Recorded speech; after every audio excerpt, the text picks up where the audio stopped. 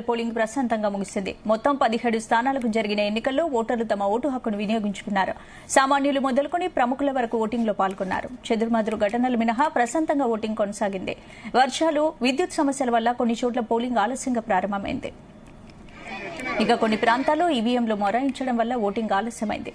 ఇక తెలంగాణ వ్యాప్తంగా 35,809 పోలింగ్ కేంద్రాల్లో ఓటర్లు తమ ఓటు హక్కును వినియోగించుకున్నారు. సమస్యాత్మకమైన 13 అసెంబ్లీ సెగ్మెంట్లలో సాయంత్రం 4 గంటలకే పోలింగ్ ముగియగా మిగిలిన చోట్ల 6 గంటల వరకు కొనసాగింది.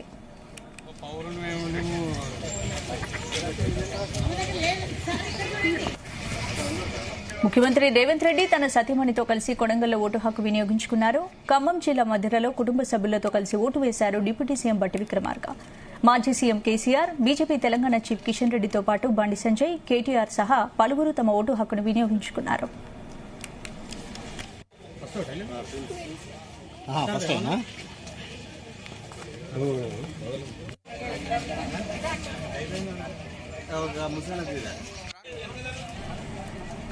ఇదే అంశానికి సంబంధించి పూర్తి అప్డేట్స్ మా బ్యూరో చీఫ్ నరేందర్ అందిస్తారు. నరేందర్, ఓవరాల్ గా తెలుగు రాష్ట్రాల్లో కాసేపటి క్రితమే పోలింగ్ ప్రశాంతంగా ముగిసినటువంటి సిచ్యువేషన్ మనం చూస్తున్నాం.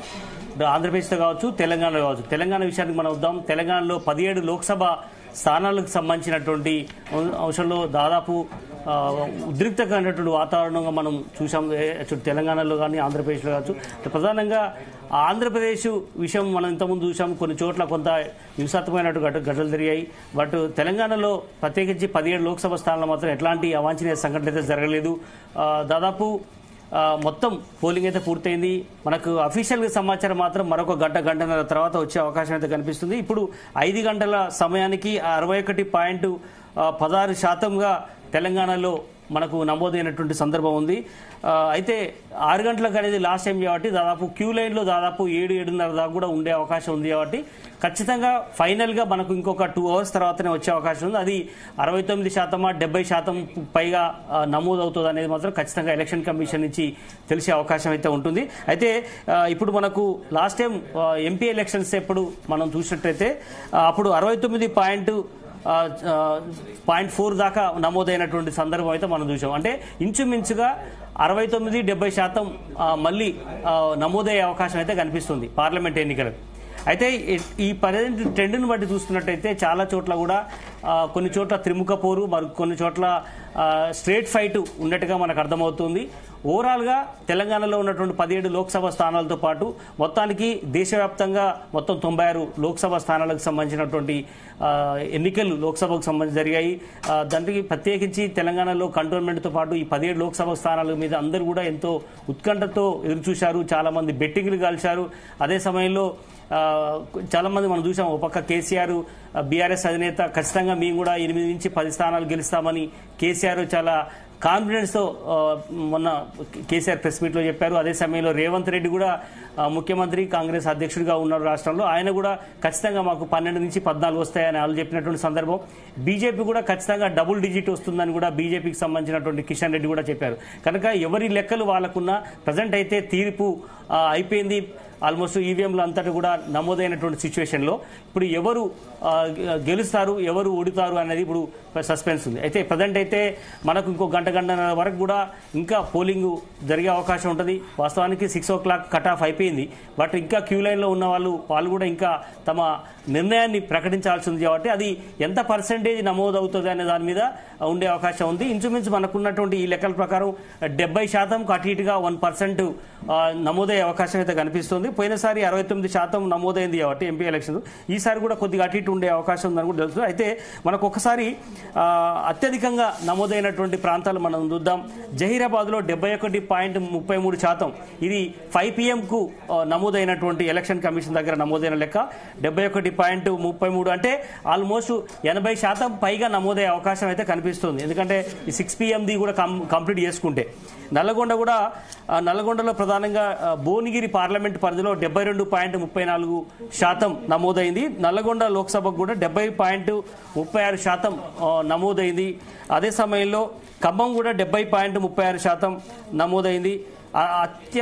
అత్యధికంగా మనం చూసొచ్చు జహీరాబాద్ లో ఉంటే అత్యల్పంగా మాత్రం 39.15 అంటే చాలా తక్కువగా హైదరాబాద్ లో నమోదైంది.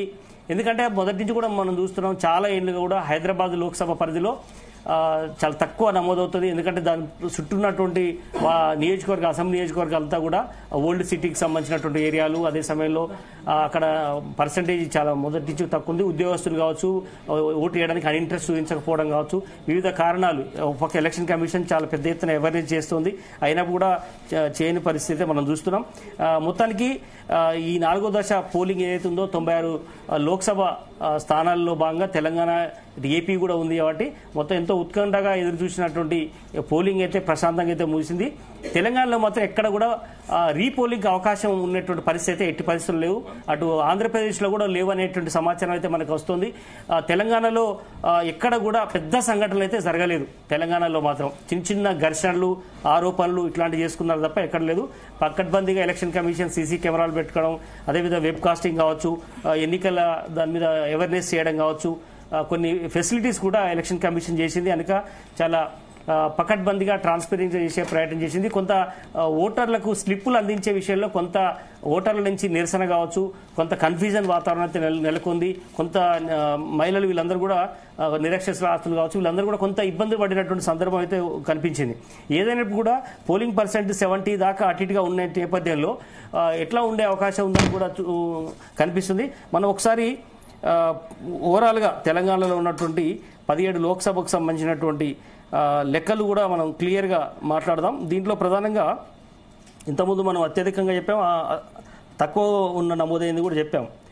మిగతా వాటి మనం చూద్దాం ఒకసారి. ఆదిలాబాద్లో కూడా 69.81%, పెద్దపల్లిలో 63.86% నమోదైంది లోక్సభకు, కరీంనగర్లో 67.67%, నిజామాబాద్లో 67.96%, ఇంతకుముందు మనం చెప్పినట్టుగానే జహీరాబాద్లో 71.91%, మెదక్ కూడా ఇంచుమించు అర్థనే నమోదైంది. మల్కాజ్గిరిలో 46.27%, దేశంలోనే పెద్ద నియోజకవర్గం ఇది, 46 నమోదైనట్టు సందర్భం. సికింద్రాబాద్ 42 నమోదైంది, హైదరాబాద్లో 39, ఇంతకుముందు చెప్పినట్టుగా. చేవేలలో 53.15%, మహబూబ్ నగర్లో 68.44%, నాగర్ కర్నూలులో 66%, నల్లగొండలో 70%, భువనగిరిలో 72%, వరంగల్లో 64%, మహబూబాబాద్లో 68%, ఖమ్మంలో 70%. మొదటి నుంచి ఖమ్మంలో మార్నింగ్ నుంచి కూడా చాలా స్పీడ్గానే నమోదవుతూ వస్తుంది.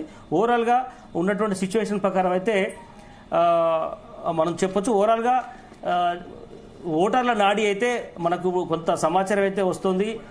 నిజామాబాద్ కావచ్చు, కరీంనగర్ కావచ్చు, అదేవిధంగా హైదరాబాద్లో ఉన్నటువంటి పరిస్థితి అంతా కూడా ఎంతో ఉత్కంఠగా ఎదురు చూస్తున్నటువంటి పరిస్థితి చూస్తున్నాం. ఎందుకంటే ప్రజెంట్ సిచ్యువేషన్, ఎందుకంటే చాలా బెట్టింగ్లు కూడా కాల్చారు చాలామంది.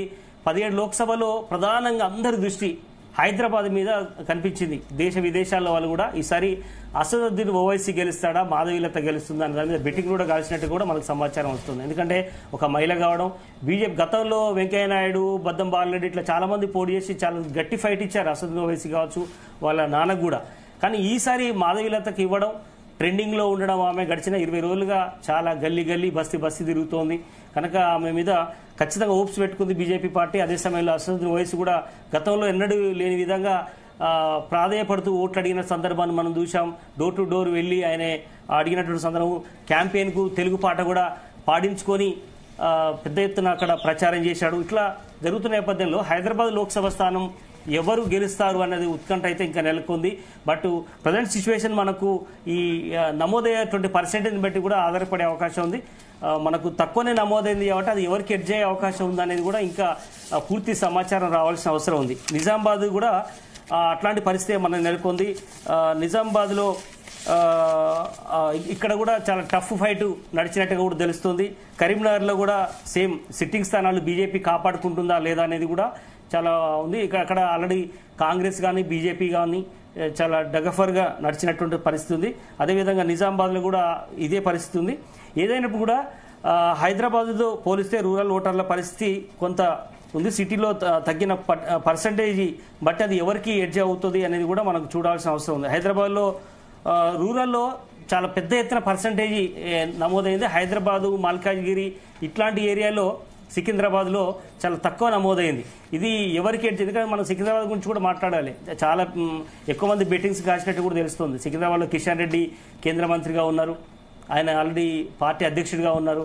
ఆయన గెలుస్తారా లేదంటే ప్రత్యర్థిగా ఉన్న దాన నాగేందరు అదేవిధంగా అక్కడ ఉన్నటువంటి ఎమ్మెల్యే సిట్టింగ్ ఎమ్మెల్యే కూడా ఉన్నారు బట్ పద్మారావు గౌడ్ ఇద్దరిట్లో ఎవరు గెలుస్తారు ఎందుకంటే ఇద్దరు కూడా సిట్టింగ్ ఎమ్మెల్యేలే అయినప్పటికీ కూడా ఇద్దరికి అటు కాంగ్రెస్ పార్టీ కానీ ఇటు బీఆర్ఎస్ కానీ చాలా ఛాలెంజింగ్గా తీసుకొని టికెట్లు ఇచ్చింది కనుక కిషన్ రెడ్డికి ఇది ప్లస్ అవుతుందా లేదా అనేది కూడా అందరు కూడా అంచనాలతో ఉన్నారు మల్కాజిగిరిలో గురించి చెప్పాలి ఈటల రాజేందర్ ఆయన మొన్న హుజురాబాద్లో ఓడిపోయాడు అంతకంటే ముందు ఆయన గెలిచినటువంటి సందర్భం చూసాం ఏదైనప్పుడు కూడా ఈసారి ఆయనకు లైఫ్ అండ్ డెత్ సమస్యగా మారింది ఈటల రాజేందర్ మల్కాజిగిరి తన హుజురాబాద్ వదిలిపెట్టి ఇక్కడికి వచ్చాడు కాబట్టి ఆయన ఇక్కడ గెలుస్తారా లేదా అని కూడా ఉంది బట్ అక్కడ ఉన్నటువంటి పెద్ద నియోజకవర్గం కాబట్టి అక్కడ చాలా మంది నార్త్ ఇండియన్స్ ఉంటారు అదేవిధంగా చాలా మంది అయితే ఇప్పుడు ఉన్నటువంటి ఇంట్రెస్టింగ్ ఏంటంటే ఏపీ ఎలక్షన్స్ కూడా ఉన్నాయి కాబట్టి ఆ ఎల్బీ నగర్ ఉప్పలు ఆ ఏరియాలో ఉన్న వాళ్ళందరూ కూడా చాలా మంది ఆంధ్రాకి వెళ్ళిపోయారు అనేటువంటి సమాచారం ఉంది కాబట్టి అది వెళ్ళిపోయిన తర్వాత అది కాంగ్రెస్ ప్లస్ అవుతుందా లేదా బీజేపీకి ప్లస్ అవుతుందా అని కూడా ఉంది అక్కడ కూడా చాలా గట్టి క్యాండిడేట్నే పెట్టారు సునీత మహేందర్ రెడ్డి బట్ ఇద్దరి మధ్యలో ప్రధానమైనటువంటి పోటీ ఉంటుందని కూడా చెప్తున్నారు ఇట్లా కొన్ని సీట్లు అయితే ఉన్నాయి మనం ఇంతకుముందు చెప్పినట్టుగా అరవింద్ సీటు కావచ్చు లేదంటే బండి సంజయ్ సంబంధించింది కానీ హైదరాబాద్లో మాధవీలత కావచ్చు కనుక ఇట్లా 7-8 సీట్ల మీద చాలా మంది చాలా ఉత్కంఠగా ఎదురుచే అవకాశం ఉంది కనుక ప్రజెంట్ అయితే పోలింగ్ పూర్తయినటువంటి సందర్భం ఓవరాల్గా పర్సంటేజ్ ఎంత వస్తుందో దాన్ని బట్టి ఇంకా మనకు ఖచ్చితమైన సమాచారం మరో గంటన్నర తర్వాత తెలిసే అవకాశం ఉంది పౌరులు